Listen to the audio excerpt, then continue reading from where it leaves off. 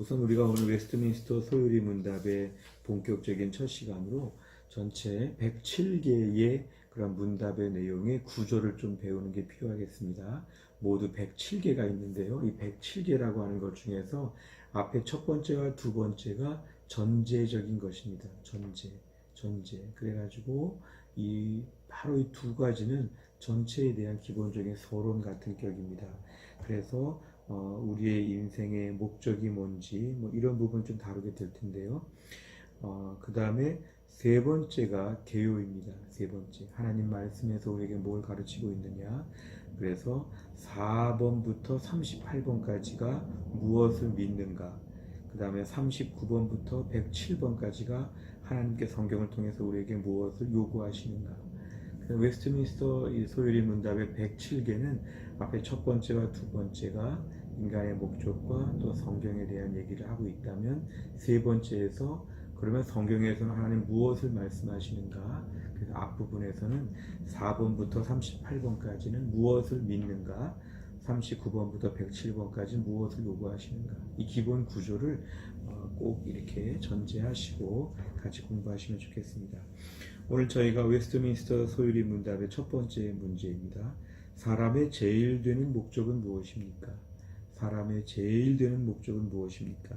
다시 말하면 왜 삽니까? 무엇 때문에 삽니까? 이런 질문이죠. 거기에 답은 뭐냐면 사람의 제일 되는 목적은 하나님을 영화롭게 하는 것과 영원토록 그를 즐거워하는 것입니다. 이게 답이었습니다. 그런데 오늘은 답 중에서 오늘은 좀 내용을 둘로 쪼개서 첫 번째 답, 하나님을 영화롭게 한다.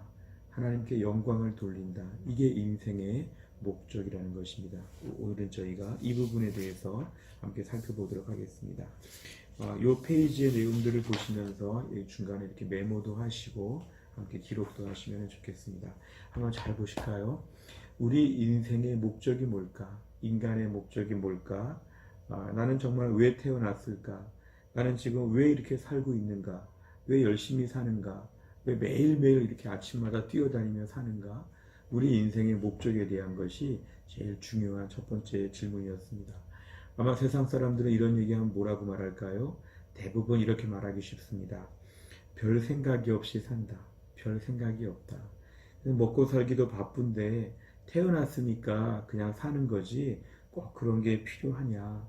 요즘 같은 시기에 하루하루 사는 게 얼마나 어려운데 왜 사냐고 이렇게 묻지를 말라. 나는 그냥 산다. 뭐 이런 것이죠.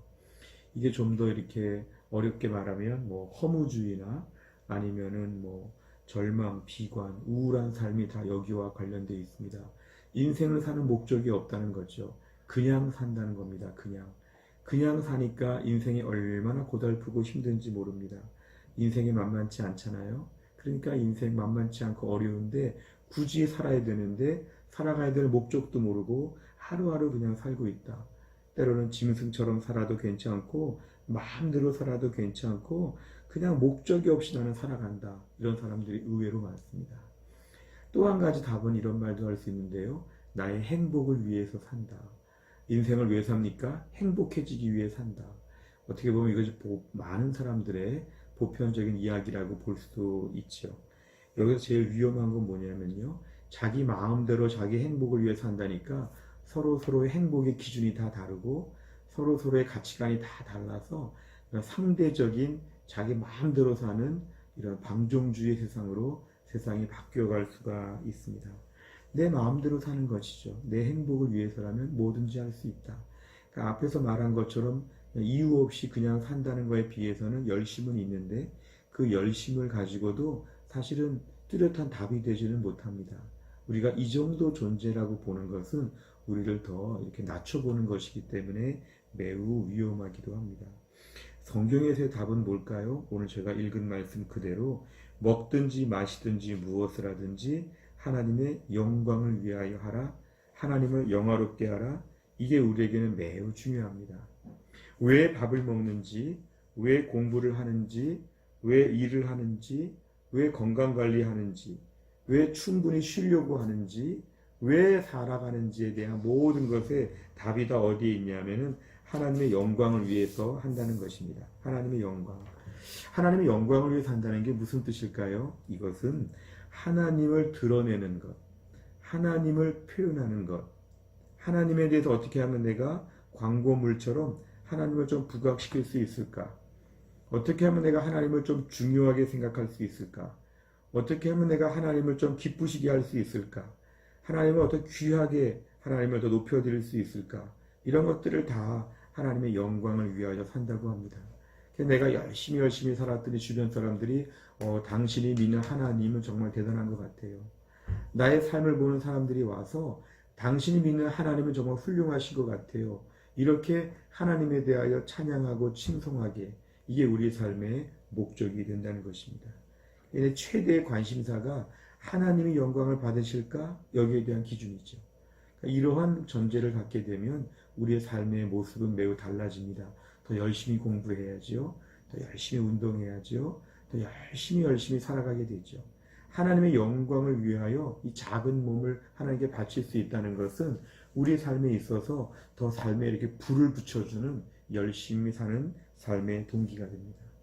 다시 하나님께서 우리를 만드실 때는 우리에게 목적이 있습니다. 우리가 연필 하나, 지우개 하나, 가방, 피아노 다 목적이 있죠. 무엇 때문에 만들었는지 목적이 있죠.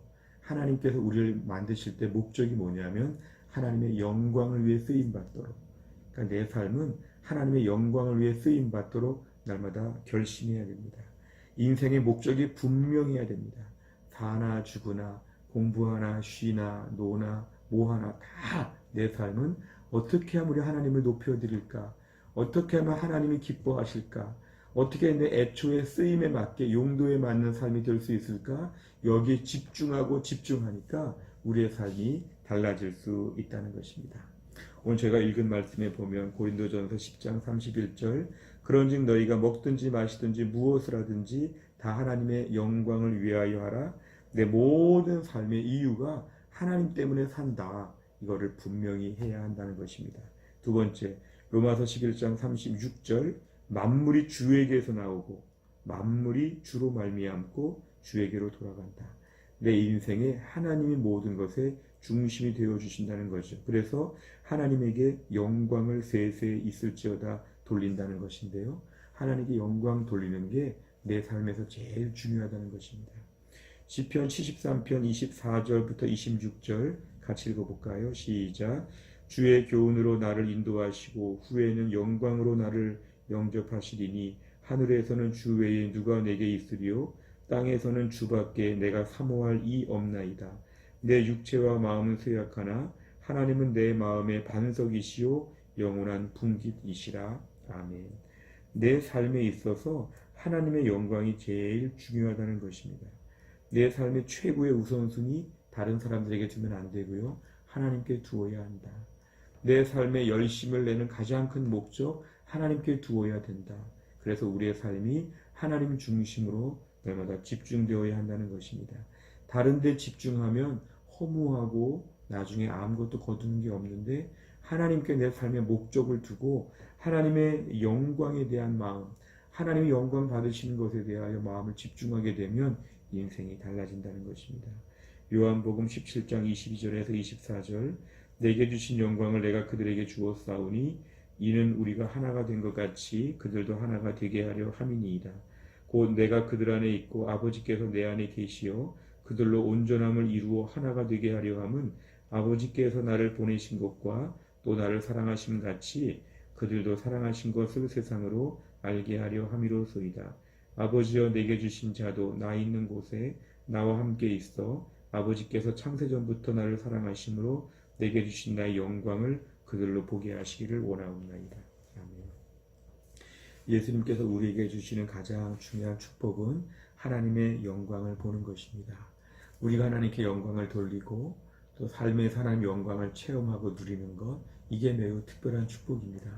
어떤 성공을 거두고 많은 부귀영화를 누리는 것보다 내가 주의 영광을 위해서 살고 이 땅에서 주의 영광을 체험할 수 있다면 이것이 가장 큰 복입니다. 오늘도 우리의 삶 가운데 많은 기도 제목이 있지만 내가 주의 영광을 위하여 살게 하여 주옵소서.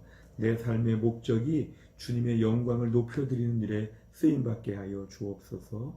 이런 기도 제목으로 하나님께 은혜를 구하시기를 바랍니다.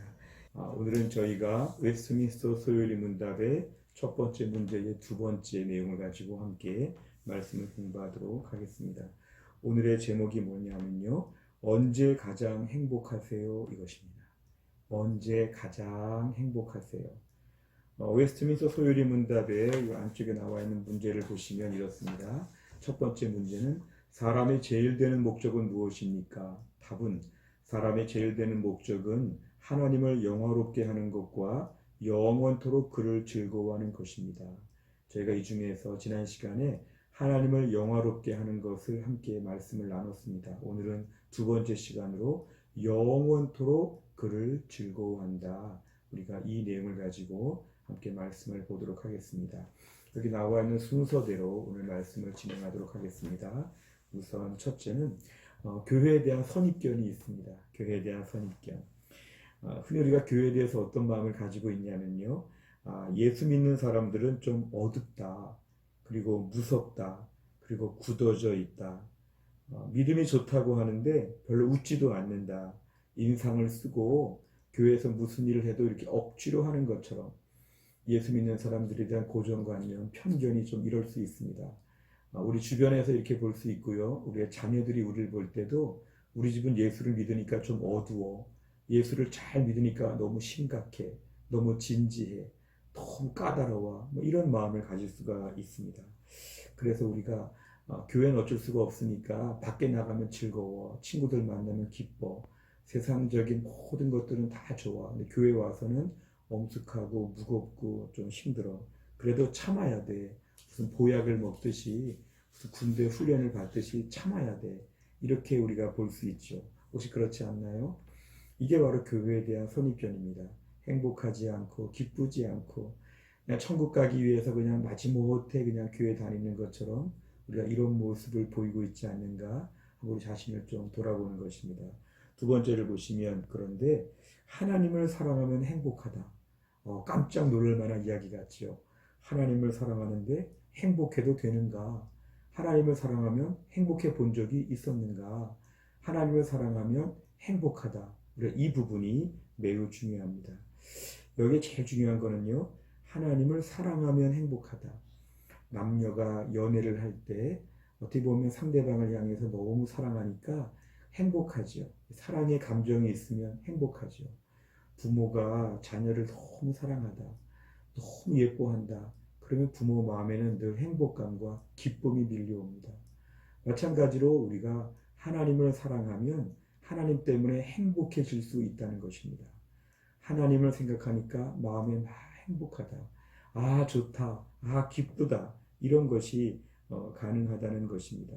그래서 우리가 진짜 행복해지고 싶다면 하나님을 사랑하면 행복합니다. 하나님을 많이 사랑하면 많이 행복합니다. 그래서 하나님을 믿는 것은 고역이 아니라 우리 인생의 진정한 행복임을 우리에게 말씀하여 줍니다. 세 번째를 보면 말씀을 사랑하면 행복합니다. 시편 119편 103절의 말씀을 보면 주의 말씀의 맛이 내게 어찌 그리 단지요 내 입에 꿀보다 더 다니이다. 우리가 하나님을 사랑한다는 말은 좀 추상적이죠. 성경에서는 구체적으로 하나님을 사랑하면 하나님의 말씀을 사랑하는 것이라고 이야기합니다. 우리가 누군가를 사랑하면 그 사람이 보낸 문자, 그 사람이 보낸 편지, 그 사람의 모든 자취와 흔적들을 볼 때 다 좋아하게 되어 있습니다. 그리고 그때 행복하게 되어 있습니다. 우리가 정말 하나님을 사랑하게 되면 하나님 말씀 앞에서 우리 마음이 행복해지게 됩니다. 그렇다면 더 행복해지려면 하나님 말씀을 가까이 하면 우리가 행복하다는 것이죠. 그래서 우리가 진짜 행복을 누릴 수 있는 방법은 뭐냐면 하나님 말씀에 대해서 읽는 시간, 큐티하는 시간, 설교를 듣는 시간, 성경에 대해서 공부하는 시간들, 사실 이런 시간들은 행복한 시간입니다. 그래서 행복을 누려야 되죠.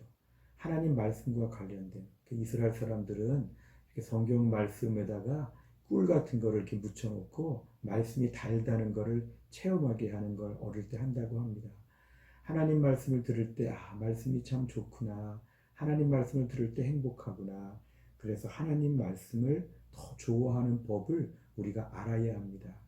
어릴 때부터 하나님 말씀을 들을 때마다 하나님 말씀을 볼 때마다 말씀을 가까이 하는 것이 행복이다. 저도 이 말씀을 전하기에 앞서서 매일 아침마다 말씀을 보는 시간이 참 좋습니다.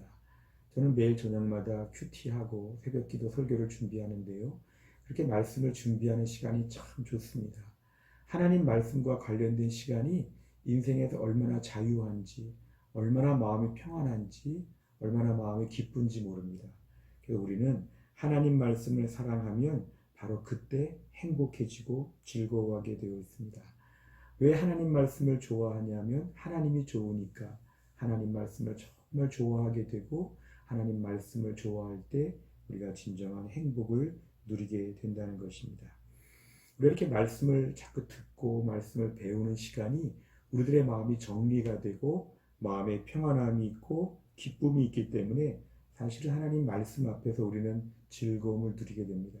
체험하는 분들이 많이 계시죠. 혹시 여기에 대해 잘 체험하지 못한 분이 계시면 다음 주간부터 한번 해보시기 바랍니다. 하나님 말씀을 30분 정도 꾸준히 읽고 설교 말씀을 깊이 있게 다시 한번 듣고 이런 시간에 우리들의 마음이 쉼을 누리고 마음의 행복감이 밀려오는 우리가 이러한 쪽의 즐거움을 더 누리려고 해야 되겠습니다. 네 번째로 보면 말씀에 순종하면 행복하다 그랬습니다. 시편 4편 7절에 보니까 주께서 내 마음에 두신 기쁨은 그들의 곡식과 새 포도주가 풍성할 때보다 더하니이다. 결국 하나님 말씀에 순종할 때 우리가 마음의 행복을 누리게 됩니다. 내가 하나님을 사랑하는데 하나님을 위해서 뭔가 순종했어요. 그런 마음의 기쁨이 있습니다. 내가 누군가를 사랑하는데 그 사람을 위해서 선물을 준비할 때부터 내가 행복하죠. 내가 사랑하는 누군가를 위해 음식을 대접할 때, 식당을 예약하고 음식 메뉴를 정할 때 이미 그때부터 나는 행복감을 누리게 되죠. 하나님 말씀에 순종하게 될 때 하나님이 기뻐하시겠지. 하나님이 얼마나 좋아하실까? 너무 대견하다. 내가 어떻게 순종할 수 있었을까? 하나님 말씀에 대한 이러한 태도, 순종하는 태도가 우리 영혼에 참 기쁨과 즐거움을 우리에게 갖다 준다는 것입니다. 사실 이런 건 누가 시켜서 하는 게 아니죠. 억지로 하는 것이 아니라 내가 자발적으로 즐겁게 하는 것입니다. 그래서 우리는 하나님 앞에 순종하게 될 때 진정한 행복을 누리게 되어 있습니다. 그 다음에 다섯 번째를 보시면 주께 기쁘시게 할 것이 무엇인가 연구하면 행복합니다. 주를 기쁘시게 할 것을 연구하면 행복합니다. 에베소 5장 10절에 보니까 주를 기쁘시게 할 것이 무엇인가 시험하여 보라. 결국 주님을 기쁘시게 한다는 것이 우리 인생의 행복이 됩니다. 어떻게 하면 주님이 기뻐하실까? 어떻게 하면 주님이 기뻐하실까? 이런 것들을 좀 연구해 봐야 합니다. 시험해 보라는 것은 이렇게 저렇게 해보라는 것이죠. 어떻게 주일 예배를 잘 드릴 수 있을까? 어떻게 기도 잘할 수 있을까? 어떻게 하나님 말씀을 더 많이 볼 수 있을까? 어떻게 순종할 수 있을까? 이런 것들을 막 생각하게 되면 하나님도 기뻐하시지만 그 과정에서 우리가 많이 기뻐한다는 것입니다. 그동안 텔레비전 많이 봐도 무슨 선물을 많이 봐도 성공을 해도 정말 기쁨을 잘 못 누린 것 같은데 어떻게 해야 마음의 기쁨과 행복을 누릴 수 있냐면 하나님 앞에서 기쁘실 만한 일들을 많이 해보면 우리 마음에 이렇게 기쁨이 샘솟게 되어 있다는 것입니다. 요즘 같은 코로나 시기에 우리가 답답하고 많은 걸 못하고 우울하고 코로나 블루라고 하는 말이 있는 것처럼 힘들 때 우리가 정말 행복을 누리고 싶다면 하나님을 좀 기쁘시게 하는 한번 프로젝트를 한번 벌려보세요. 어떻게 하면 좋아하실까? 어떻게 하면 좋아하실까? 그런 과정 가운데 마음에 큰 기쁨을 누리게 되어 있다는 것입니다. 우리 철학자들의 말에 인간의 마음에 큰 구멍이 하나 뻥 뚫려 있는데 그 구멍은 우리끼리 메꿀 수 없다 그랬어요. 그 구멍은 하나님만이 메꿀 수 있다. 우리가 오늘 하나님을 기쁘시게 하려고 막 뛰어다니고 하나님을 기쁘시게 하려고 막 노력하게 되면 그 구멍이 채워집니다. 왜냐하면 우리는 그렇게 만들어졌기 때문에 그래요. 우리는 다른 성공들 아무리 많이 갖다 줘도 행복할 줄 몰라요. 돈이 많아도 더 많아야 되고요. 사회적으로 높아져도 더 높아져야 돼요. 이 끝없는 갈증이 있기 때문에 그렇죠. 우리가 진정 행복을 누리기 위해서는 한 가지 방법이에요. 어떻게 하나님을 기쁘시게 해볼까? 이렇게 해봤다가 저렇게 해봤다가 연구하고 애써보고 이것저것 실험해보고 실습해보고 이렇게 삶을 살게 될 때 우리 하나님께서 기뻐하시는데 그때 우리에게 큰 기쁨을 주신다는 겁니다. 이게 바로 우리가 누릴 수 있는 진정한 행복의 아주 오리지널 원본입니다. 그래서 오늘 6번에 보면 주님으로 인해 행복한 것이 인생의 목적이라 그랬습니다. 신명기 10장 13절에 보니까 이런 말씀이 있어요. 내가 오늘 내 행복을 위하여 네게 명하는 여호와의 명령과 규례를 지킬 것이 아니냐. 결국 하나님 말씀에 순종하면 네가 행복해진다는 것입니다. 오해하지 말 것은 우린 신앙생활 내가 행복해지기 위해 사는 게 아닙니다. 하나님을 잘 섬기기 위해 사는 것이죠. 그런데 하나님을 잘 섬기는 그 과정에서 우리에게는 보너스로 행복이 온다는 것입니다. 내 행복을 위해서 하나님을 섬기는 것이 아니라 하나님을 잘 섬기다 보면 마음에 행복감이 밀려온다는 것이죠. 우선순위 첫 번째는 하나님인데 두 번째로는 우리에게 행복을 주신다는 것입니다. 가끔 많은 사람들이 싸구려 불량품 행복에 도취할 때가 있습니다. 밤새 술을 먹습니다. 밤새 무슨 영화를 봅니다. 밤새 뭐 재밌는 친구들하고 모여 놉니다. 여행을 가도 뭐 계속 갑니다. 정말 지나칠 정도로 뭔가 탐닉하죠. 이런 것은 우리에게 행복을 주지 않습니다. 하나님과 관계없는 자리에서 행복은 우리에게 불량품 싸구려 행복에 불과합니다. 마치 우리에게 아주 값비싸고 맛있는 음식들이 있는데 억울하게 불량품, 불량식품 같은 거 먹고 배가 너무 불러가지고 배부르다 하면서 그런 거 안 먹으면 아깝고 억울한 것이죠. 맛있는 뷔페를 앞두고 뷔페 식당 앞에서 이것저것 주전부리하고 배를 포만하게 만들어서 음식을 잘 못 먹으면 아까운 것이죠. 하나님이 우리에게 주시는 만족은 세상 것과는 차원이 다릅니다. 그래서 우리는 하나님 안에서의 풍성한 행복, 이것을 누리는 게 인생의 목적입니다. 우리 인생의 진정한 목적은 싸구려 불량품 행복을 누리는 것이 아니라 하나님이 우리에게 원하시는, 애초에 그렇게 만들어져 있는 그런 진짜 행복을 누리며 기쁨으로 사는 것, 이것이 바로 행복이라는 걸 알아야 됩니다. 그래서 7번에 보면 어그러진 행복과 허무한 인생을 피해야 됩니다. 오늘도 우리에게 어그러진 것들 다 버려야 됩니다. 전도서 2장 10절과 11절에 보니까 무엇이든지 내 눈이 원하는 것을 내가 금하지 아니하며 무엇이든지 내 마음이 즐거워하는 것을 내가 막지 아니하였으니 이는 나의 모든 수고를 내 마음이 기뻐하였습니다. 이것이 나의 모든 수고로 말미암아 얻은 몫이로다. 그 후에 내가 생각해 본즉 내 손으로 한 모든 일과 내가 수고한 모든 것이 다 헛되어 바람을 잡는 것이며 해 아래에서 무익한 것이로다. 이 고백은 솔로몬이 한 것인데요.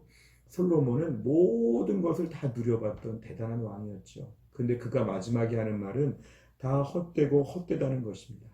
결국 하나님 안에서의 행복이 아니라 세상의 행복을 다 누려봤는데 마지막에 보니까 사실 피곤하기만 해요.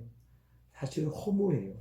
사실은 아무것도 아니었어요. 이걸 위해 살아왔나 할 정도로 우리에게는 마음이 쓸쓸하다는 것입니다. 다 헛되고 헛됩니다. 어린아이들을 치면 장난감 같은 거 언젠가는 실증을 느낍니다. 내가 누군가에게 무슨 선물을 받아도 좀 시간이 가면 그 선물에 대해서는 큰 것이 없죠. 어릴 때 무슨 에버랜드나 놀이동산 가는 거, 이것도 역시 우리에게 많은 기대감을 주지만 금방 허무합니다. 좋은 성적을 받는 거, 좋은 대학 가는 거, 좋은 직장 가는 거, 뭐 인생의 모든 중요한 것들, 이것이 우리에게 다 일시적인 기쁨을 줄 수 있지만 영원한 행복과 진짜 행복은 줄 수 없다는 거죠. 오늘 말씀에 의하면 진짜 행복은 하나님과 관련된 부분에서만 우리에게 얻을 수 있다는 것입니다. 마지막에 참된 행복을 위해 달려가야 합니다. 참된 행복, 인생의 목적은 하나님의 영광을 위해서 살고 하나님을 즐거워한다면, 인조이 하는 것을 하나님 앞에서 할 수 있다면 그때 우리 인생은 제대로 살았다고 말할 수가 있습니다. 평생을 열심히 살았는데 말년에 허무하다, 말년에 실수한다, 말년에 죄를 짓는다, 무너진다, 너무 아까운 것이죠. 우린 지금부터라도 내 인생의 목적은 바로 무엇일까요? 하나님의 영광을 위해 살고 하나님을 즐거워하고 하나님과 관련된 부분에서 인생의 행복을 추구하게 된다면 우리 인생은 제대로 산 것입니다. 결국 예수 믿는 사람들의 가장 큰 축복은 뭐냐면 평생을 하나님의 영광을 위해 쓸 수 있다는 것. 그리고 내가 오늘도 하나님 때문에 즐거워할 수 있다는 것. 이것만 붙잡게 되면 우리 인생은 잘 사는 것입니다. 우리 가족들 모두가 정말 이러한 하늘의 즐거움, 행복감, 기쁨을 가지고 요즘같이 어려운 때에 하루하루 즐겁게 승리하며 살 수 있기를 간절히 바랍니다. 자, 두 번째 문 같이 읽어볼까요? 시작. 우리가 어떻게 하나님을 영화롭게 하며 그를 즐거워할 것인가를 지시하시기 위해 주신 법칙이 무엇입니까? 답도 같이 읽겠습니다. 시작. 신구약 성경에 간직된 하나님의 말씀은 우리가 어떻게 하나님을 영화롭게 하며 그를 즐거워할 것인가를 우리에게 지시해 주는 유일한 법칙입니다. 예. 웨스트민스터 소요리 문답의 오늘 두 번째 질문에 대하여 함께 제가 다루도록 하겠습니다. 맨 위에 있는 웨스트민스터 소요리 전체 구조를 좀 보시면 모두 107개의 내용으로 되어 있다고 말씀을 드렸고 1번과 2번의 두 가지 문제는 전체의 전제가 되는 것을 다룬다고 했습니다. 그 다음에 세 번째 문제에서는 개요, 한 문제를 통해 전체 개요가 나오고 4번부터 38번까지는 무엇을 믿는가, 39번부터 107번까지는 무엇을 요구하시는가, 이렇게 두 파트로 나눠져 있습니다. 이 전체 구조를 염두에 두시면 좋겠습니다. 오늘은 저희가 두 번째 문제에 대한 답인데 이 내용의 제목을 성경은 왜 읽어야 하나요? 성경은 왜 읽어야 하나요? 저희가 이 내용을 가지고 함께 말씀해 보겠습니다. 이 안쪽에 순서 내용 그대로 진행하겠습니다. 첫 번째로 하나님의 영광을 위해 하나님으로 즐겁게 되기 원한다면 저희가 이것이 지난번에 첫 번째 문제에 나왔던 답이었죠. 이게 바로 뭐였냐면은 인생의 목적이 무엇이냐 이것이었습니다. 인생의 목적은 두 가지라고 말씀을 드렸는데요. 첫째 하나님의 영광을 위하여, 둘째는 영원토록 그를 즐거워한다, 인조이한다. 이 두 가지가 인생의 목적이라고 말씀을 드렸는데요. 그렇다면 이 인생의 중요한 목적을 알게 되었는데 중요한 목적은 알았는데 그 목적을 위한 방법은 어떻게 할 것인가? 하나님은 우리에게 한번 네가 혼자 독학으로 해봐라 이렇게 말씀하지 않으셨고요. 이 모든 것, 하나님의 영광을 위해 사는 것, 하나님으로 말미암아 즐거워하는 것에 대하여 교본, 매뉴얼을 주셨습니다. 그것이 바로 이 성경 말씀이라는 것입니다. 이 성경 말씀은 특별히 하나님께서 우리에게 주시는 인생의 목적의 지침서입니다. 그래서 이 성경의 내용을 저희가 잘 보면서 어떻게 해야지만 인생의 목적을 지킬 수 있는지를 우리가 알 수가 있습니다. 그래서 하나님의 영광을 위해 하나님으로 즐겁게 되기 원한다면 무엇보다 성경의 말씀을 통하여 그것을 알 수 있다. 이것입니다. 우리가 집안에 가전제품을 사도 자세한 설명서가 나와 있는 것처럼 인생의 목적도 자세한 설명이 필요한데 성경 안에 우리 인생의 목적이 담겨 있다는 것입니다. 그리고 두 번째를 보면 인간의 무지와 무능에 대하여 얘기하고 있습니다. 인간의 무지와 무능. 사실 우리는 똑똑하다고 생각하고요. 과학기술의 발달과 문명의 발달로 말미암아 우리는 잔뜩 교만해져 있습니다. 특별히 공부를 많이 했거나 말을 잘하거나 좀 이렇게 처세술에 인간적인 지혜가 있다면 우리 더더욱 좀 이런 면에서 자신만만할 수 있죠. 그런데 인생의 많은 부분들 어느 정도 그렇게 살 수 있는데 우리가 인생의 목적을 위해서라면 우린 철저하게 무식하고 무지합니다. 안 가르쳐주면 모릅니다. 인생의 목적을 저희가 분명히 하나님 말씀을 통해 알았지요. 인생의 목적, 하나님을 영화롭게 하고 그를 즐거워한다. 그런데 그 목적까지 알았다고 해도 그 목적을 이루기 위한 방법은 안 가르쳐주면 모른다는 것. 배워야 안다는 것입니다. 그래서 우리가 오늘 성경을 읽어야 되는 이유 중에 제일 중요한 것은 성경을 꼭 읽어야지만 하나님에 대해서 알 수 있다. 스스로는 절대로 모른다. 그래서 우리가 성경을 읽어야 되는 목적 중에서 인간의 무지와 무능을 인정하고 내가 똑똑하다는 생각하지 말고 성경 말씀을 통해서 하나님 앞에서 인생의 목적을 알 수 있다, 지킬 수 있다 이것입니다. 세 번째, 성경의 유익에 대해서 우리에게 말씀하고 있는데요.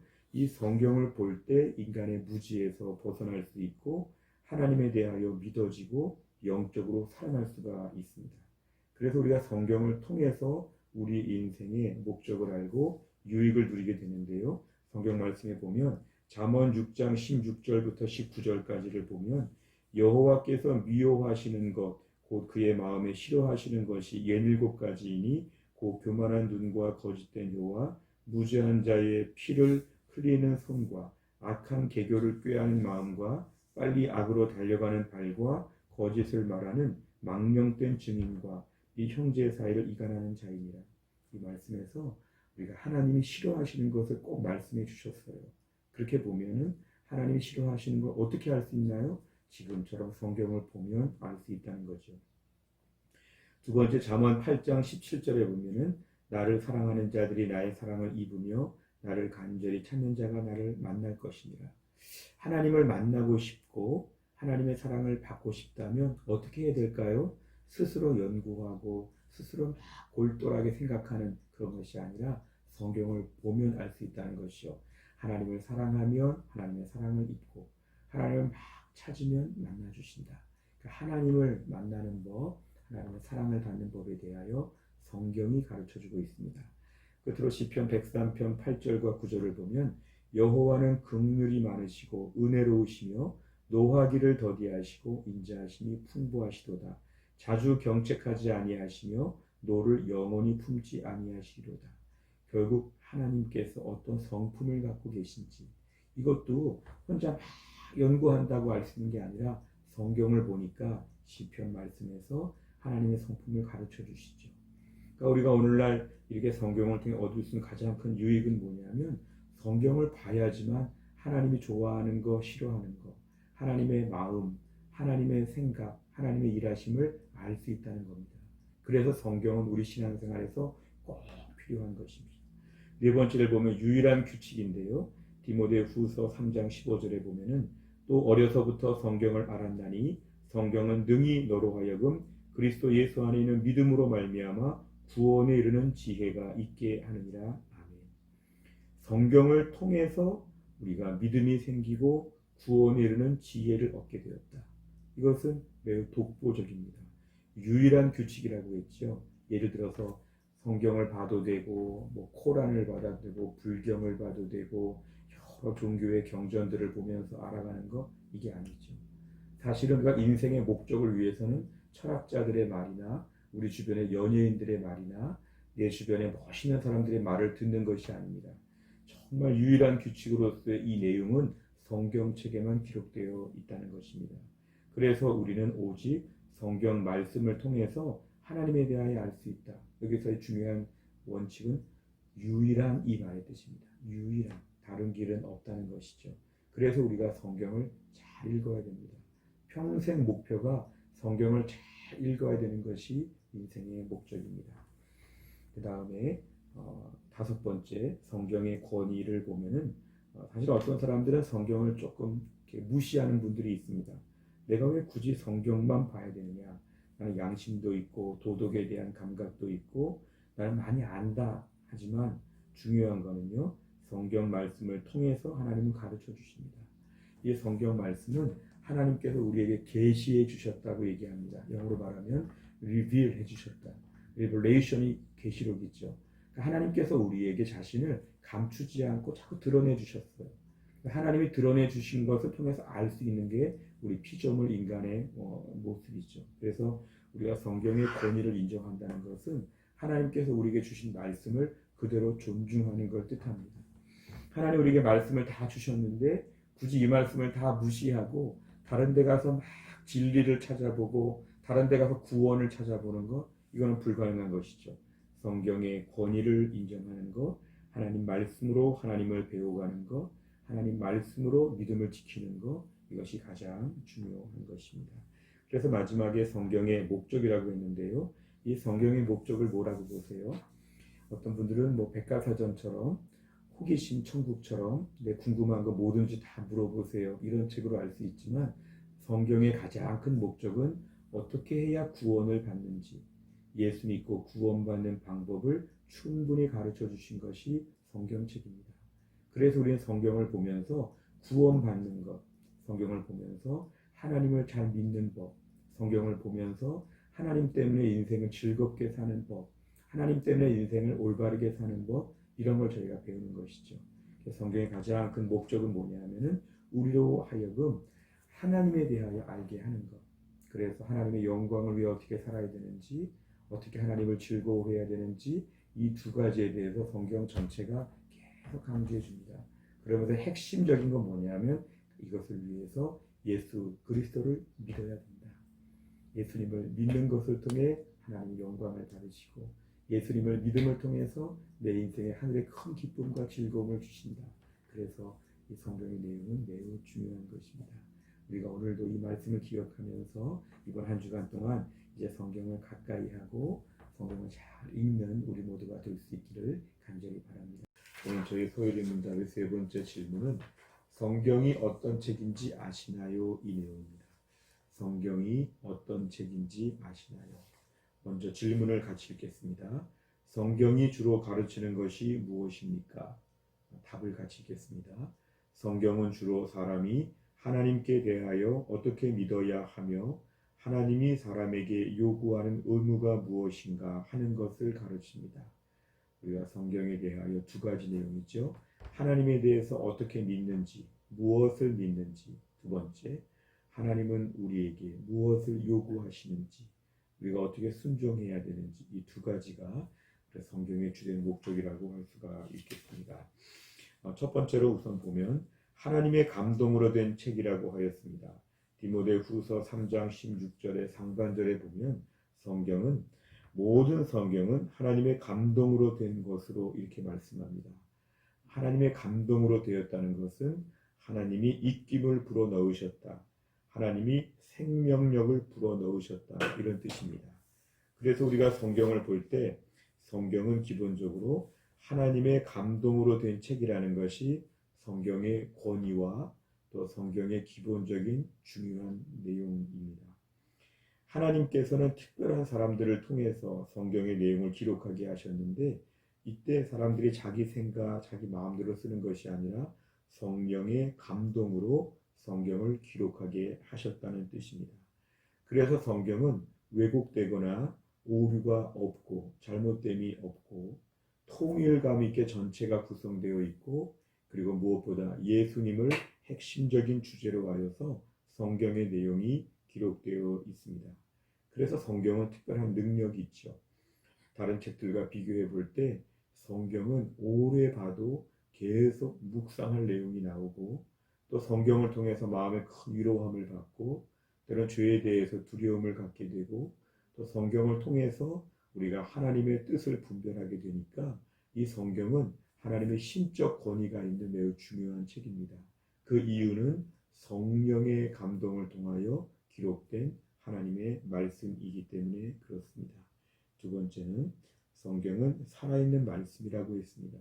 히브리서 4장 12절에 보면 하나님의 말씀은 살아있고 활력이 있어 좌우의 날선 어떤 검보다도 예리하여 홍과 영과 및 관절과 골수를 찔러 쪼개기까지 하며 또 마음의 생각과 뜻을 판단하나니 이렇게 말씀합니다. 한마디로 정리하면 성경은 살아있는 말씀이라는 것입니다. 살아있는 말씀은 지금도 움직일 수 있고 지금도 능력이 있다는 것입니다. 그래서 우리의 모든 삶 가운데서 마치 누가 옆에서 다 듣고 말해주는 것처럼 우리에게 말씀하여 주시고 우리 문제 가운데 마치 우리를 다 어루만지는 것처럼 우리 마음을 어루만지시는 실제 지금도 효과가 있는 실제 지금도 움직이고 있는 하나님의 말씀이라는 것입니다. 만약에 우리가 성경이 없이 하나님에 대해서 안다면 이건 매우 어렵습니다. 우리가 어렴풋이 안경을 벗고 무엇을 보는 것처럼 아니면 저녁에 이렇게 어둑어둑해질 때 멀리 뭔가를 바라보는 것처럼 하나님에 대해서 우리가 알 수 있는 방법이 없습니다. 짐작은 할 수 있고 추측은 할 수 있지만 하나님에 대해서 정말 알기 위해서는 선명하게 알기 위해서는 성경을 통하여서 하나님에 대해서 알아야 합니다. 사람은 아무리 똑똑하고 아무리 착해도 하나님에 대하여 스스로 알 수 없습니다. 성경 말씀이 없이는 하나님에 대하여 알 수가 없습니다. 우린 마치 이게 책상 다리 4개 중에 하나가 약간 짧은 것처럼 우리는 기울어져 있어서 하나님에 대하여 알 수 없고 알아도 왜곡되게 알 수밖에 없는 우리 매우 불안정한 존재들입니다. 그래서 우리는 성경을 통해서 성경을 공부하여서 하나님에 대하여 알 수 있다는 것입니다. 다시 말하면 하나님을 알고 싶다 그러면 어떻게 될까요? 성경을 봐야겠죠. 이번 여름에 하나님을 더 알고 싶다 그러면 이번 여름에 성경을 더 보면 하나님의 능력, 하나님의 성품, 하나님의 마음, 하나님 모든 것을 성경을 통해서 우리가 알 수가 있습니다. 자, 그렇다면 세 번째, 성경의 핵심의 첫 번째는 바로 뭐냐면 하나님은 누구신가입니다. 성경을 보는 목적 중에 첫 번째는 뭐냐면 하나님은 누구신가를 알기 위해서 우리가 성경을 봅니다. 성경을 보면서 우리가 제일 중요한 것은 하나님에 대하여 우리가 알아야 믿을 수 있다는 겁니다. 진짜 믿음 좋은 사람들은 반지성주의, 믿는 사람들은 책을 볼 필요도 없고 지식을 쌓을 필요도 없고 그냥 믿기만 하면 된다. 이렇게 믿기만 하면 된다는 것의 위험성은 뭐냐면 바른 지식이 없으면 진리를 알지 못하면 우리는 이단이나 우상숭배나 타종교로 빠질 수 있습니다. 교회 다니면서 아무것이나 그냥 믿는다. 무슨 말을 해도 다 믿는다. 이런 태도가 아니라 진리이신 하나님, 이 말씀을 중심으로 믿는 것이 중요합니다. 그래서 우리가 성경을 보면서는 하나님이 누구신가를 잘 배워야 합니다. 그냥 아무거나 믿겠다가 아니라 성경에서 말하는 하나님을 믿겠다고 결심해야 됩니다. 지성이면 감천이다 이런 것이 아니고요. 반드시 하나님에 대하여 정확하게 아는 것이 믿음의 첫 출발점입니다. 그래서 우리는 하나님은 누구신가에 대해서 먼저 알기 위해서는 성경을 봐야 되고 성경을 통하여서 하나님이 누구신가를 아는 게 매우 중요합니다. 두 번째는 성경의 핵심은 이것입니다. 우리에게 무엇을 요구하시는가?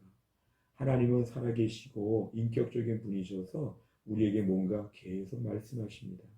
우리에게 말씀하시면서 이것대로 살라고 계속 요구하십니다. 하나님은 우리에게 뭘 좋아하시는지 뭘 싫어하시는지 하나님 반드시 우리에게 말씀해 주시기 때문에 우리는 성경을 통해서 하나님이 요구하시는 그 명령들을 잘 들어야 됩니다. 하나님 무엇을 요구하실까? 밤중에 꿈을 꾸면서 이것을 원하시는가? 이것이 아니라 성경을 읽다가 보면 성경을 통하여 설교 말씀을 듣다가 보면 하나님은 이걸 좋아하시는구나. 하나님은 이러면 매우 싫어하시는구나. 하나님은 이런 것들을 통해서 우리에게 이것을 요구하시는구나. 하나님의 요구하시는 내용들을 공부할 수가 있다는 것입니다. 그래서 우리는 인간의 존재 목적, 하나님을 영화롭게 하고 하나님을 즐거워하는 것, 이 모든 것 가운데도 성경을 통해서 우리가 하나님께서 어떻게 이런 것들을 누리게 하시는지 그 요구사항을 통해서 응답할 수가 있다는 것입니다. 마지막으로 소요리 문답의 전체 구조와 정리인데요. 소요리 문답은 모두 107개로 되어 있다고 했는데 앞에 첫 번째와 두 번째가 전제였습니다. 인생의 목적은 무엇인가? 우리가 또 어떻게 해서 인생의 목적을 이룰 수 있는가? 성경을 통해서 이룰 수 있다고 했죠. 그렇다면 성경에서는 우리에게 무엇을 말씀하시는가? 오늘의 질문입니다. 성경에서 무엇을 말씀하시죠? 하나님은 누구신가를 많이 가르쳐 주십니다. 또 한 가지. 그 하나님이 우리에게 무엇을 요구하시는가를 계속 가르쳐 주십니다. 그래서 웨스트민스터 소요리 문답은 크게 두 구조입니다. 4번부터 38번까지는 하나님은 누구신가에 대해서 우리에게 많은 말씀을 가르쳐 주십니다. 39번부터 107번까지는 그러면 하나님은 무엇을 요구하시는가 원하시는 것들을 많이 말씀하여 주실 것입니다. 우리가 소요리 문답을 통해서 무엇보다 하나님을 알아가야 될 텐데 오늘은 성경을 통해서 하나님을 알고 하나님 요구하신 걸 알 수 있다. 성경에서 우리에게 가르쳐 주신다. 이 성경은 그래서 우리에게 매우 소중한 책입니다. 우리가 기독교의 참신앙에 대해서 배울 때 무엇보다 성경 말씀을 통하여 하나님에 대해서 잘 알고 하나님 원하시는 것들을 잘 알고 그래서 하나님을 기쁘시게 하는 우리 모두가 될 수 있기를 간절히 바랍니다. 기도하겠습니다. 아버지 하나님 감사합니다. 오늘도 우리에게 성경이 어떤 책인지에 대하여 알려주심을 감사합니다. 우리가 성경을 통하여서 하나님은 누구신지 그리고 하나님 우리에게 무엇을 요구하시는지 이 두 가지에 대해서 알게 되었고 앞으로 이것들을 더 자세하게 배울 텐데 무엇보다 하나님께서 저들에게 믿음을 더하여 주시어서 정말 이것들을 잘 배워서 하나님에 대하여 더 알고 하나님 원하시는 것을 해드림으로 하나님을 기쁘시게 하는 우리 모두가 되게 하여 주옵소서. 오늘도 우리 가정이 낮에 예배드리고 또한 저녁에 함께 모여 예배하는 가운데 이 온라인 주일 가정 예배를 통하여 우리 가정마다 믿음으로 튼튼하게 세워지게 하여 주시고 삶을 나누고 기도 제목을 나눌 때마다 우리 가정이 인격적으로 믿음 안에서 하나님 풍성해지게 하여 주옵소서. 감사드리며 예수님의 이름으로 기도하옵나이다. 아멘. 제가 이제 순서에 나온 대로 1번부터 4번까지를 제가 진행했습니다. 이제 5번과 6번의 내용을 함께 나누고 또 혼자 예배 드리시는 분들은 옆에다가 메모해서 한번 써보셔도 좋겠습니다. 그래서 5번과 6번 내용 주기도문까지 우리가 잘 마무리하시면 되겠습니다. 지금은 다소 어색할 수 있지만 온라인 주일 가정 예배를 매 주일마다 드리면서 주일을 아침부터 하루 종일 거룩하게 지키고 또 교리 문답을 통해서 우리의 신앙을 튼튼하게 만들고 무엇보다 우리가 어려운 때를 믿음으로 이겨나갈 수 있는 귀한 기회가 될 것을 믿습니다. 이번 한 주간 동안도 승리하시고 은혜 충만하시기를 간절히 바랍니다. 오늘의 제목은 하나님은 어떤 분인가요에 대한 것입니다. 하나님은 어떤 분인가요? 자, 질문을 다 같이 읽겠습니다. 시작. 하나님은 어떤 분이십니까? 답을 읽겠습니다. 하나님은 그의 존재, 지혜, 능력, 거룩, 공의, 선하심, 그리고 진리에 있어서 무한하시고 영원 불변하시는 영이십니다. 이렇게 말씀하고 있습니다. 우리가 오늘은 이제 하나님은 어떤 분인가에 대해서 함께 말씀해 보겠습니다. 우리 웨스트민스터 소유리 문답 한번 잠깐 구조에 대한 복습을 하면요. 모두가 107개의 그런 질문이 있다고 했는데요. 107개 중에서 첫 번째, 어떻게 해야 인간의 존재 목적, 우리는 왜 존재합니까? 우리는 무엇을 위해 삽니까? 답은 뭐였죠? 우리가 하나님을 영화롭게 하고 영원토록 하나님을 즐거워하는 것이죠. 그리고 그 모든 규칙은 두 번째, 어떻게 해야 그 목적을 이룰 수 있습니까? 성경을 통해서 알 수 있습니다. 이 두 번째까지 질문이었죠. 그 세 번째는 뭐였을까요? 그렇다면 성경에서는 도대체 무엇을 말씀하고 있습니까? 성경에서는 두 가지를 말한다 그랬죠. 하나는 뭐냐면 하나님은 어떤 분이신가? 우리는 무엇을 믿어야 되는가? 이런 부분을 얘기한다면 성경의 두 번째 부분은 그 하나님께서 우리에게 무엇을 요구하시는가 이거였죠. 그래서 첫 번째, 두 번째가 처음에 전제가 되는 것, 인생의 존재 목적과 성경에 대한 것이었다면 세 번째 질문에서는 성경이 가르치는 건 두 가지가 뭡니까? 그러면은 우리가 네 번째부터 38번까지 해서 하나님은 누구신가, 우리는 무엇을 믿어야 되는가를 먼저 쫙 다루게 되어 있습니다. 우리가 오늘 보는 이 네 번째 문제는 그 첫 번째 파트의 맨 첫 번째 것입니다. 하나님은 어떤 분이십니까? 하나님은 누구십니까? 그래서 먼저 지금부터 우리가 38문까지는 우리 하나님을 알아가는 그런 시간이 되겠습니다. 우선 첫 번째 제목을 보시면 성경을 통해 하나님을 알다 그랬습니다. 성경을 통해 하나님을 알다. 우선 하나님을 알다에 대한 부분을 조금 보충 설명하겠습니다. 어떤 분들은 이런 분들이 있는데요. 하나님에 대하여 좀 이렇게 막연하게 공상하는 분들이 있습니다. 하나님은 이렇지 않을까, 이렇지 않을까. 무슨 큰 나무를 보거나 큰 바다를 보거나 같은 신기한 것들을 볼 때마다 하나님은 저 가운데 어떻게 계실까? 이렇게 사람들은 추측을 하게 되어 있죠. 추측을 하게 되어 있는데 하나님은 우리에게 추측하기를 원하지 않으시고 정확하게 알기를 원하셔서 이 성경 말씀을 통해서 하나님 명확하게 우리에게 알려주셨습니다. 우리가 혼자 이럴까 저럴까 하나님을 이렇게 알아가는 것이 아니라 성경을 보면 하나님에 대하여 알 수 있도록 마치 하나님께서 우리에게 모든 걸 다 열어주셨습니다. 이걸 마치 우리가 커튼 속에 뭐가 감춰져 있는데 커튼을 싹 열고 보는 것처럼 이거를 계시라고 합니다. 계시, reveal, 드러내다, revelation, 계시라고 하는 것은 하나님 우리에게 보여주시고 들춰주셔서 하나님에 대하여 알게 하신다는 것이죠. 그래서 우리가 하나님이 보여주신 만큼 우리는 알 수 있습니다. 우리가 구원받는 데 필요한 것은 하나님 우리에게 보여주신 것이 있기 때문에 보여주신 만큼 우리가 하나님을 알 수 있다는 것입니다. 아까 앞에서 말한 대로 많은 사람들이 추측하고 이런저런 생각을 하고 공상을 해가지고 하나님을 알아가면 매우 주관적이고 또 이것은 참 믿을 수가 없죠. 마치 그리스 로마 신하들처럼 신들을 그렇게 사람처럼 추측하기도 하고 별별 의견들이 많이 있겠지만 성경을 통해서 하나님을 알아가는 것이 가장 안전합니다. 성경 말씀을 보면서 하나님은 이런 분이시는구나 이렇게 배워가는 게 가장 우리에게 안전하죠. 우리가 하나님을 인격적인 분이라고 한다면 하나님은 지정의를 갖고 계시는 분이고 하나님은 우리에게 말씀하시는 분이시고 우리와 교제하기를 원하셔서 하나님은 우리에게 성경을 통해서 나는 이렇다 이렇게 말씀하여 주셨기 때문에 우리의 성경이 매우 중요합니다. 그래서 성경을 통해서 하나님을 알아가는 것 이것이 우리 기독교 신앙입니다. 두 번째를 보시면 하나님의 무한하심이라고 했습니다. 하나님의 무한하심. 우리가 먼저 하나님이 어떤 부분에 무한하시냐 하면 오늘 읽은 답에 나와 있는 것처럼 하나님의 존재와 지혜와 능력과 거룩과 공의와 선하심과 진리에 있어서 하나님이 무한하시다는 것입니다. 무한하시다. 그래서 우리가 하나님을 생각하면서 오늘 교재 중에서 제일 중요한 건 뭐냐면 하나님은 무한하시다. 이걸 아는 게 참 필요합니다. 마치 우리가 거대한 태평양 같은 아주 끝이 보이지 않는 망망대해 바다를 볼 때 참 바다가 넓다 하는 것처럼 우리가 하나님을 생각할 때 가장 먼저는 무한하다. 그래서 어떤 신학자들은 무한하신 하나님의 바다에 빠져보라 이런 얘기도 했습니다. 우리를 지금 힘들게 하는 많은 문제들이 있죠. 내 고통과 아픔들이 참 많죠. 나를 괴롭히는 사람들도 있고 내가 해결할 수 없는 많은 문제들도 있죠. 근데 이것을 다 큰 바다에 빠뜨리는 것처럼 빠뜨려 보라는 것입니다. 그러면 하나님이 그 모든 것들을 다 하나님은 아실 수 있고 하나님은 해결하실 수가 있다는 것입니다. 이렇게 좀 동심원 구조를 보면 좋겠는데요.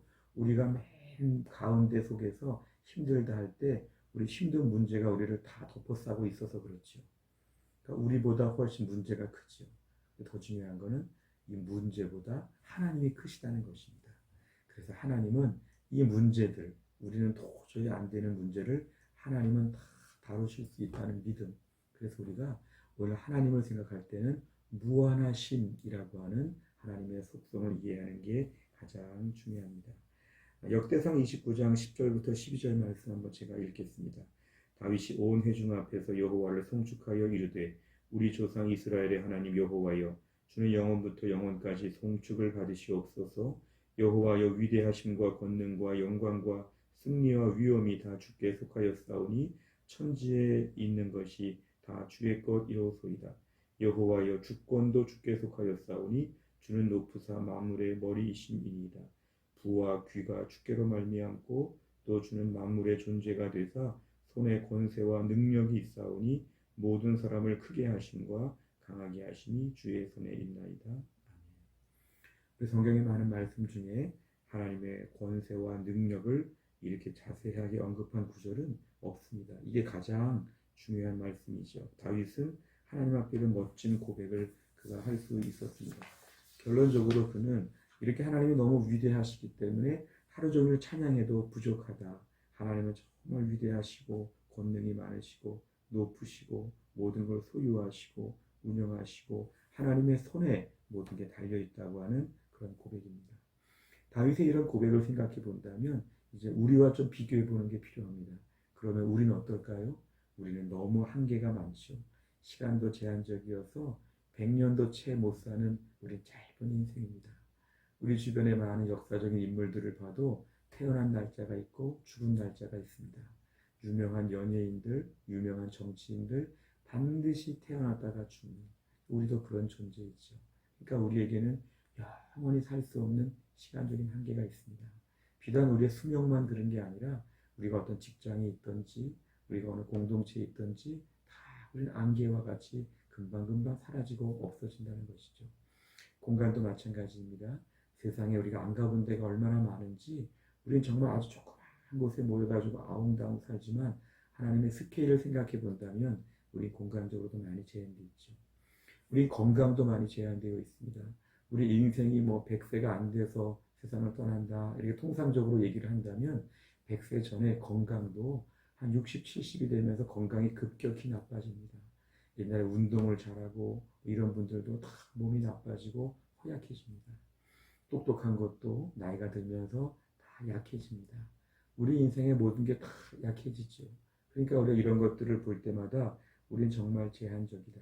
그래서 우리의 부족함과 모자람을 빨리빨리 인정해야 됩니다. 우리가 아직은 좀 자신감이 있을지 모르지만 우리 너무 부족하다. 그런데 하나님은 그렇지 않으시다.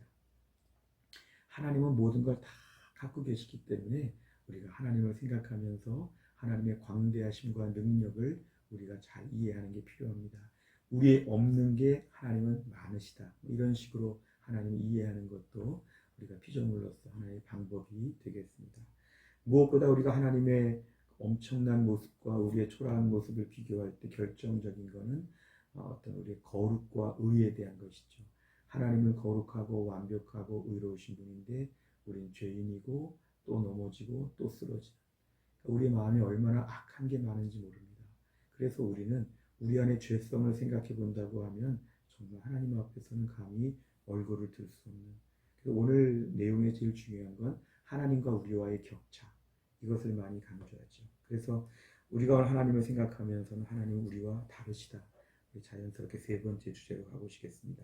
여기에서는 주로 우리가 한 5개의 성경 구절을 한번 읽어보는 것으로 말씀을 진행하겠는데 우리 같이 한번 읽겠습니다. 민수기 23장 19절 시작. 하나님은 사람이 아니시니 거짓말을 하지 않으시고 인생이 아니시니 후회가 없으시도다. 어찌 그 말씀하신 바를 행하지 아니시며 하신 말씀을 실행하지 않으시랴. 하나님의 신실하심과 하나님의 공의로우심을 우리에게 말씀하죠. 이사야 55장 8절 같이 읽겠습니다. 시작. 이는 내 생각이 너희의 생각과 다르며 내 길은 너희의 길과 다름이니라. 여호와의 말씀이니라. 아멘. 하나님은 우리 피조물들 수준과 완전히 다르다는 것입니다. 우리 생각에 이게 옳다, 이게 맞다, 하나님의 고차원적인 것을 생각해 보면 이게 아무것도 아니라는 걸 알 수 있죠. 하나님의 창조주 신으로서 하나님의 생각과 우리의 생각은 다를 수 있기 때문에 얼마나 겸손해야 되는지 모릅니다. 전도서 5장 2절을 보면 너는 하나님 앞에서 함부로 입을 열지 말며 급한 마음으로 말을 내지 말라. 하나님은 하늘에 계시고 너는 땅에 있음이니라. 그런즉 마땅히 말을 적게 할 것이라. 하나님 앞에 함부로 입을 열지 말라는 것입니다. 심지어 기도할 때조차도 얼마나 겸손해야 되는지 모릅니다. 하나님과 우리와의 격차를 우리가 자꾸만 인정해야 됩니다. 야고보 1장 5절을 보면 너희 중에 누구든지 지혜가 부족하거든 모든 사람에게 후히 주시고 꾸짖지 아니하시는 하나님께 구하라. 그리하면 주시리라. 하나님의 지혜가 우리의 지혜와 비교할 수 없다는 것입니다. 우리가 아무리 똑똑하다 그래도 하나님과는 비교할 수 없다.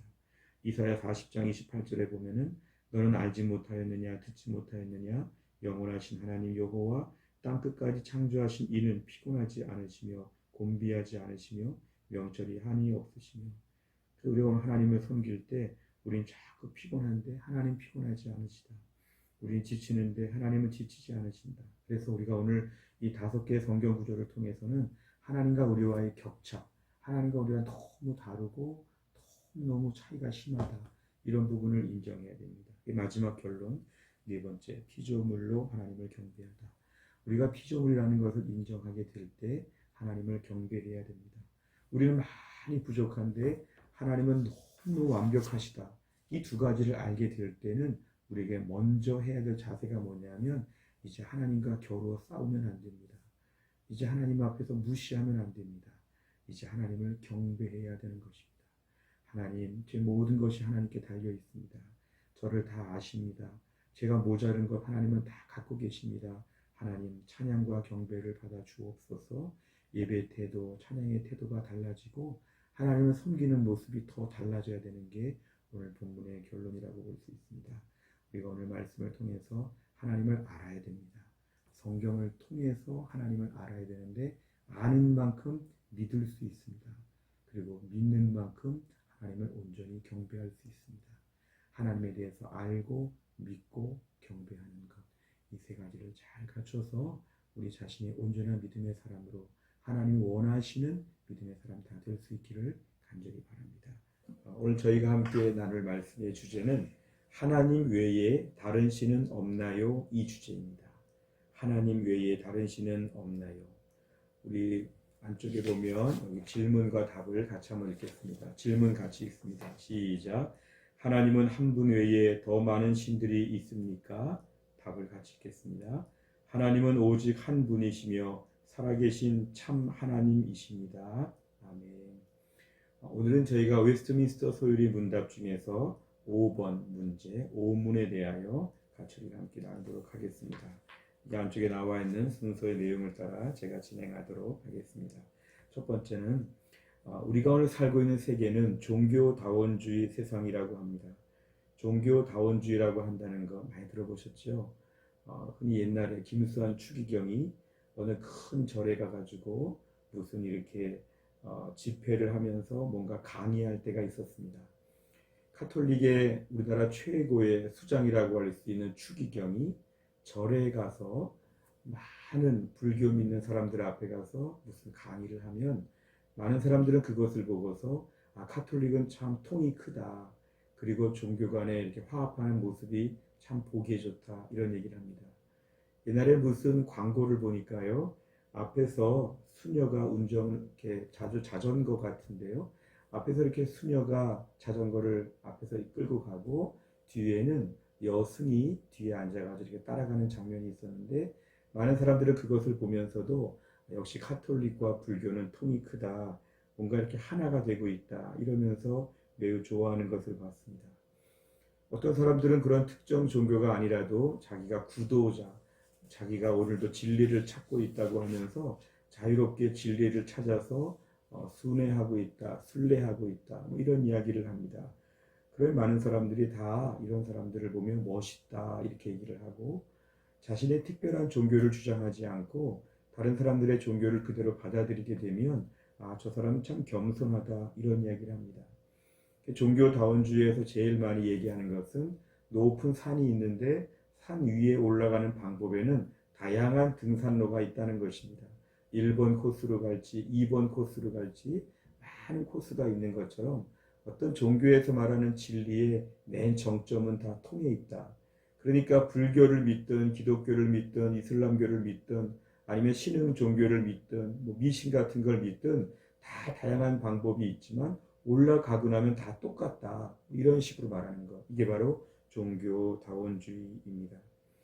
우리가 사는 세상에서는 종교다원주의에 대해서 매우 좋게 생각하고 기독교 한 가지만을 얘기하면은 너무 폐쇄적이다, 배타적이다 이렇게 얘기하면서 우리를 좀 이렇게 고집쟁이, 외골수 이렇게 우리를 보는 게 있습니다.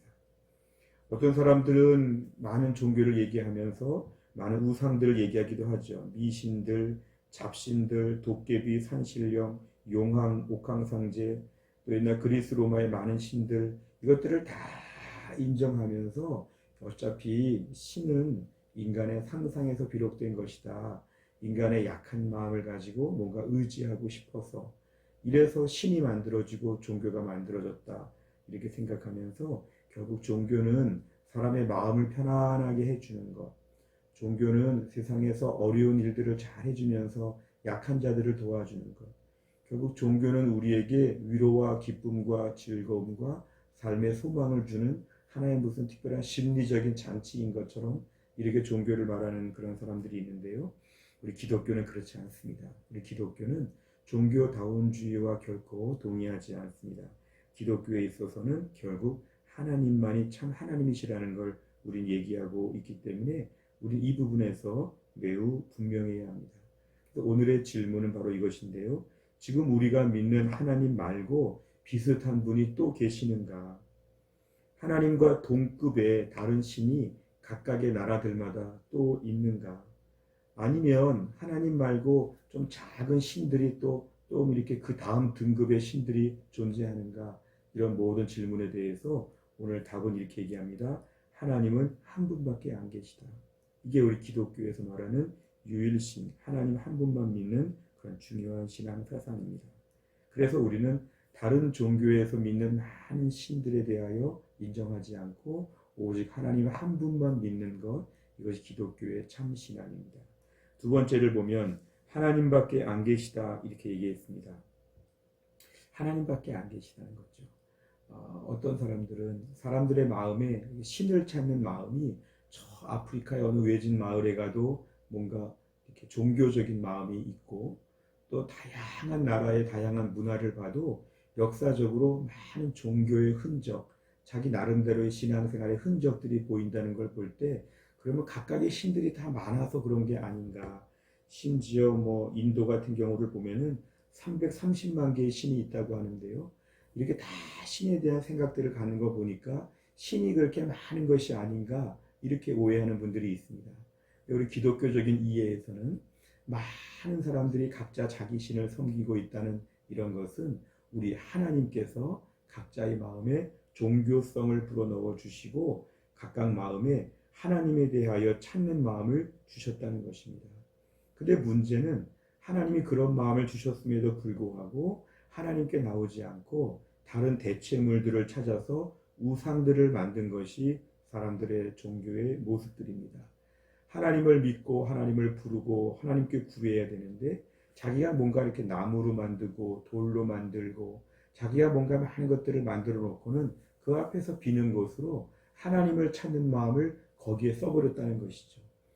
하나님께서 우리 안에 하나님을 꼭 만날 수 있도록 찾을 수 있도록 만들어 주신 하나님을 찾는 마음을 엉뚱한 데서 푼다는 것이죠. 결국 이런 면에서 볼 때는 이 세상의 모든 종교들은 인간들의 마음에서 투영된 하나의 가치 체계라고 볼 수 있습니다. 가짜 신이고 신처럼 보이는 대상들, 자기 스스로 만들어 놓고 조각을 해 놓고 자기 스스로 다 해 놓고는 그것을 자기가 만들고 자기가 비는 것, 이게 바로 인간들이 만든 종교의 실상입니다. 그래서 우리는 오늘 말씀에 보면 사도행전 4장 12절의 말씀처럼 다른 이로서는 구원을 받을 수 없나니 천하 사람 중에 구원을 받을 만한 다른 이름을 우리에게 주신 일이 없음이라 하였더라. 결국 다른 신이 없다는 겁니다. 하나님 한 분만 유일한 하나님이시라는 것이죠. 고린도전서 8장 4절의 말씀을 보아도 그러므로 우상의 제물을 먹는 일에 대하여는 우리가 우상은 세상에 아무것도 아니며 또한 하나님은 한 분밖에 없는 줄 아노라. 결국 우리에게 수많은 우상들, 수많은 종교들, 수많은 신앙 같은 것들이 많이 보일 수 있지만 이런 것들은 다 실체가 없는 것입니다. 기독교는 하나님 한 분만 경외하는 것이고 하나님 한 분께만 예배하는 것이 바로 기독교 신앙입니다. 오늘날 수많은 사람들이 우상을 믿고 있지요. 이런 많은 것들은 저희가 잘못된 것입니다. 그래서 우리는 하나님 한 분만 믿어야 됩니다. 어떤 분들은 주일날은 교회 가고 뭐 초파일날은 절에 가고 또 뭐 이슬람이나 다른 이렇게 나라들을 갈 때도 그쪽에 또 이렇게 뭐 신을 믿는 것처럼 흉내도 내보고 이런 것들은 다 잘못된 것인데요. 하나님이 싫어하십니다. 기독교는 기독교도 믿고 다른 종교도 믿고 이게 기독교가 아니고요. 기독교는 하나님 한 분만 믿는 것. 이 성경에서 말씀하고 있는 하나님 한 분만 믿는 것. 이게 바로 기독교입니다. 어떤 분은 이런 질문하시는데요. 우리가 왜 이스라엘의 종교를 믿냐? 이스라엘의 하나님을 왜 우리가 믿냐? 우리도 이스라엘보다 역사도 길고 우리도 많은 것을 알고 있지 않느냐? 뭐 이런 식으로 말하는 분들이 있습니다. 그런데요. 이스라엘의 하나님이 아니라는 것이죠. 하나님은 이스라엘 백성들을 하나로 선택하셔서 이스라엘 백성들을 통해서 전 세계 열방이 복음을 받아들일 수 있도록 하나님은 이스라엘을 하나의 심부름꾼으로 택하셔서 이스라엘을 통해서 전 세계 선교하고 전도하도록 하나님은 이스라엘을 그렇게 일하게 하시려고 선택하신 것뿐이었죠. 그래서 우리가 이스라엘의 하나님이라고 보지 않고 온 세상 열방의 하나님께서 이스라엘한 민족을 하나님이 택하셔서 하나님 말씀을 전할 수 있고 하나님이 특별하게 복음을 담아낼 수 있는 하나님의 도구로 사용하신 것에 불과합니다. 그러니까 이스라엘이 더 주체가 아니고요. 하나님이 주체라는 것이죠. 하나님께서 오늘날 전 세계 열방 가운데 복음을 알게 하시려고 이스라엘을 하나의 일꾼으로 세우셨다는 것뿐입니다. 그래서 이스라엘의 하나님이 아니라 전 세계 열방 우주의 주인 되시는 하나님이라고 우리는 말을 해야 합니다. 결국 오늘 배우는 내용은 좀 간단합니다. 우리가 정말 하나님만 믿는가? 하나님 외에 다른 신은 다 믿으면 안 됩니다. 왜냐하면 이것들은 우리에게 일시적인 위로나 일시적인 기쁨이나 평안함을 줄 수 있지만 우리에게 구원은 주지 못합니다.